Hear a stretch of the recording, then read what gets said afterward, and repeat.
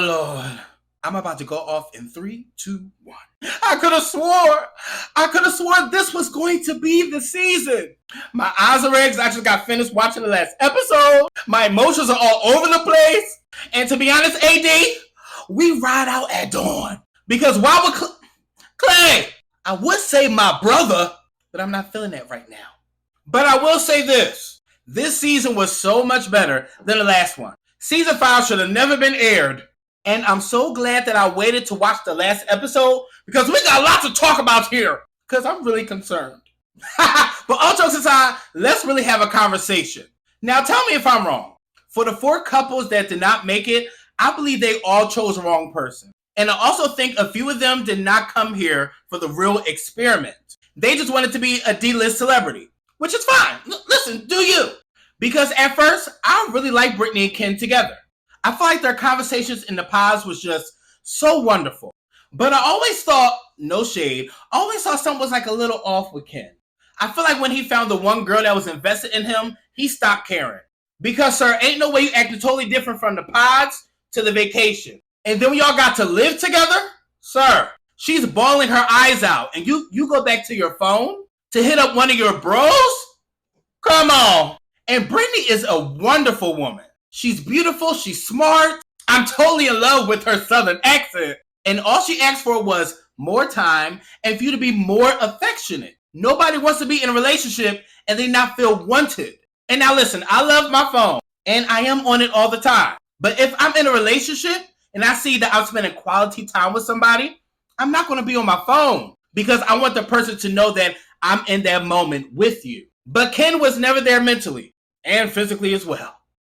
Now listen, they never stood a chance. And I mean never. Because Jeremy always loved Sarah Ann more. And nobody can tell me different. I knew this was a disaster when it first started. It was cute. It was like, oh, my baby, I love you, love you, love you, love you, love you. But I knew after a while, Laura was going to be so irked with Jeremy. Jeremy is fun, he's energetic, and he likes to play all day long. And you can tell Laura is very controlling. She wanted to change his looks. She wanted to change his thought process to her thought process. And if you don't handle situations the way that she would, oh, she got an attitude. But I must say, I love her personality. But I already knew her and Jeremy, y'all were never going to work. But hey, at least you tried. But the 2 parts that really killed me between them two, number 1, when they broke off that engagement, Jeremy did not care. Jeremy was like, can we just act like we're cool? And she said, your engagement just ended. And he was just like, yeah, I know. But the second one took me out. When him and Sarah Ann had their little conversation at the little soiree, they had the audacity to go jet skiing. After them two just broke up like 5 minutes ago. He was like, hey, well, since everybody's mad, you want to jet ski? And she was like, you know what? Yeah. I could not recover. Ooh. Now, one thing I would not do is talk about her looks. But I didn't say it. She said it. But the Megan Fox thing, baby, that was a reach. That's why the doctors say you have to go from head, shoulders, knees, and toes. You can't just go from the head straight to the toes, baby. You gotta stretch it all out. I'm not gonna lie. I'm gonna say it first. Chelsea is annoying as hell. And I don't think she knows this. She talks in a very condescending way. And I hate it every single time she did this.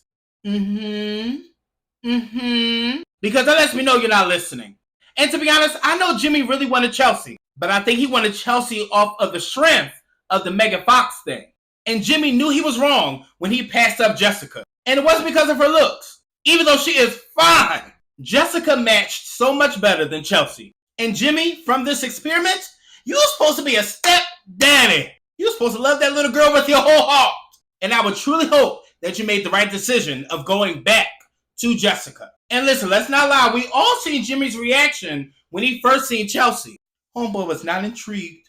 He was not happy. And I think Jimmy really tried to make it work. But homegirl right here, bitter. And yes, you are clingy. Because the attention that you need is wild. And I do understand everybody needs to be validated in their relationship. But girl, you want hugs and kisses every 3 seconds. And nobody want to do that. But Chelsea, you know who would have did that for you? My main man, Trevor. He's the one you should have picked. Because he would have satisfied every need and every want that you have. And it's a lot of them. AD, baby, I am so sorry. You are enough. You're more than enough. And Clay just was not able to see that. Now, he probably did see it, but he didn't want to cherish it. And really, to be honest, Clay, there is so much you can really blame your father for. I know we blame our parents for a lot of things that we experience in our lives. But, sir, grow up. You can't blame your daddy for everything. You have to start taking accountability. Because I'm not going to lie, you led her on. And you knew exactly what you were doing. But it's okay, AD with the body. I can't wait for you to see the love that you truly deserve. Now, I don't know if y'all remember the guy named Chris from Married at First Sight. That's Clay. He just presents himself in a different way. Chris was really rough around the edges, but Clay will wheel you in and wheel you in until he doesn't need you anymore. He will literally let you out on the side of the road. And AD, I'm so proud of you for telling him to leave.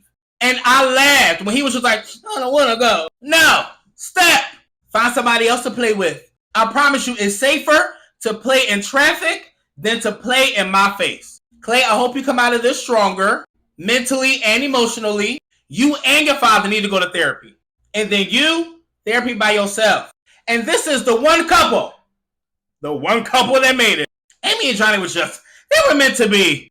I love the way that Johnny looks at Amy. It's so refreshing. And I love the way she accepts the love from him.